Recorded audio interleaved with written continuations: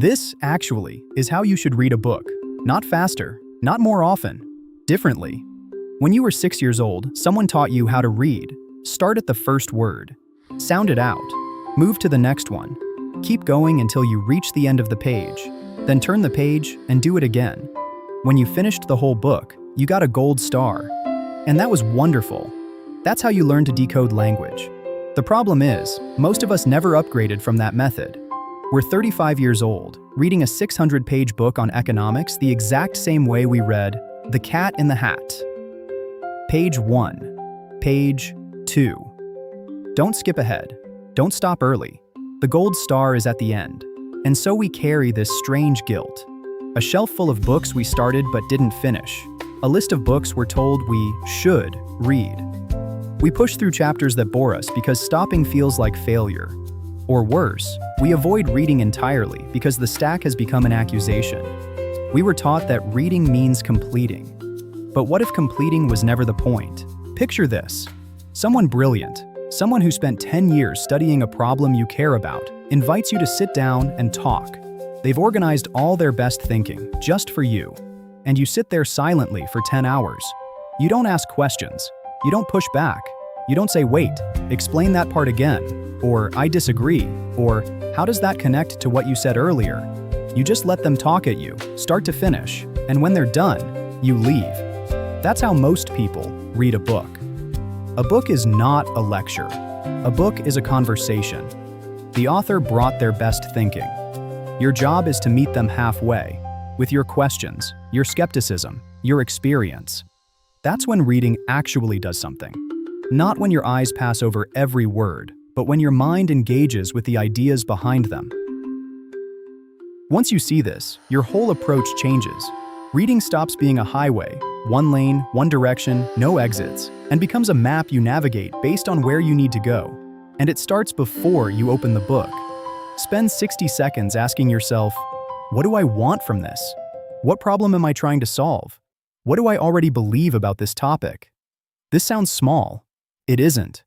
A question turns you from a passenger into a driver. Suddenly you're reading to find something, not just to get through something. Then you look at the table of contents. Really look at it. It's a map the author drew for you. Most nonfiction books have 2 or 3 chapters that carry the core insight. The rest is context, evidence, and examples.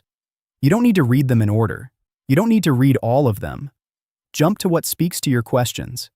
And here's where most people think they're engaging, but aren't. Highlighting feels like reading. It isn't. It's just coloring. You're marking words someone else wrote so you can feel productive. The conversation happens when you write back. I disagree because, or this reminds me of, or how does this apply to my situation? When you write a response, you're thinking. When you highlight, you're just selecting text. Imagine a buffet with 100 dishes. You walk in, start at the far left, and eat every dish in order. Appetizers, mains, desserts, things you're allergic to, things you hate. All of it, left to right, because that's how a buffet works, right? Of course not. Nobody does that. You'd look at what's available, take what interests you, go back for seconds of the good stuff, and skip the rest. But that's exactly how we approach books. We feel like we haven't really read it unless we consumed every word in sequence. Mortimer Adler, who literally wrote the book called How to Read a Book, spent his career arguing that most adults read at a child's level. Not because they can't understand big words, but because they never learn to ask questions of a text. They decode words perfectly. They engage with ideas almost never. A book you read halfway but deeply wrestled with is worth more than 10 books you finished but can't remember a thing from. Now, this doesn't apply to everything you read. A novel is built as an experience. The order is the point. You wouldn't skip to the end of a mystery any more than you'd fast forward to the last scene of a movie. Fiction earns your linear attention by design. And some nonfiction builds an argument that depends on sequence, a philosophy text, or a mathematics proof where each step relies on the last. Those need sequential reading.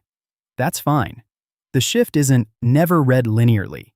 The shift is stop treating every book the same way. A memoir, a textbook, a self-help book, and a research paper are different tools. You wouldn't use a hammer the same way you use a screwdriver. Match how you read to what you're reading and why you're reading it. So, what does this actually look like? Before you start, write down 1 to 3 questions you want the book to answer. This single step changes everything. Read the table of contents, introduction, and conclusion first. Understand the territory before you walk into it. If a chapter isn't serving your questions, skip it. You're not being lazy. You're being intentional. Write responses, not highlights. Your job isn't to mark what the author said. It's to think about what they said. Quit books without guilt. 50 pages is enough to know whether a conversation is worth continuing. And reread the ones that changed you. You're a different person now. The conversation will be different too. This, actually, is how you should read a book. Not as a task to complete, as a conversation to have. The author brought their decade of thinking. Bring your questions. Bring your disagreements. Bring your pen. The goal was never to finish more books. It was always to think more clearly because of them. Think about it.